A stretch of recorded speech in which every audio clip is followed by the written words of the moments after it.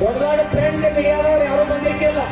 ಇವತ್ತು ನಿನ್ನಿಂದ ನಮ್ಮ ಪೇಪರ್ದವ್ರ ಅವರಿಗೆ ಎಷ್ಟು ಧನ್ಯವಾದ ಹೇಳೋದು ಕಡಿಮೆ. ಯಾಕಂತಂದ್ರ ಇಡೀ ಅರ್ಧ ಪೇಪರ್ ಎಲ್ಲ ಕರ್ನಾಟಕ ರಾಜ್ಯ ರೈತ ಸಂಘ ಕಬ್ಬು ಬೆಳೆಗಾರ ಹೋರಾಟ ಮಾಡಿದ್ದನ್ನು ಹಾಕ್ಯಾರ.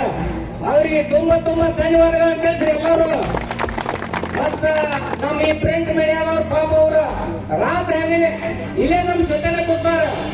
ದೊಡ್ಡ ದೊಡ್ಡ ಮೀಡಿಯಾದವ್ರು ಇಲ್ಲಿ ಬರುವಾರಾಗ್ಯಾರ. ಅವ್ರನ್ನ ಕಣ್ಣು ತಪ್ಪಿಸುವಂತ ಕೆಲಸ ಈ ನಮ್ಮ ಸಣ್ಣ ಮೀಡಿಯಾದವ್ರು ಏನಂತೆ ಅವ್ರನ್ನ ಕಣ್ಣು ತಪ್ಪಿಸುವಂತ ಕೆಲಸ ಮಾಡ್ಯಾರು.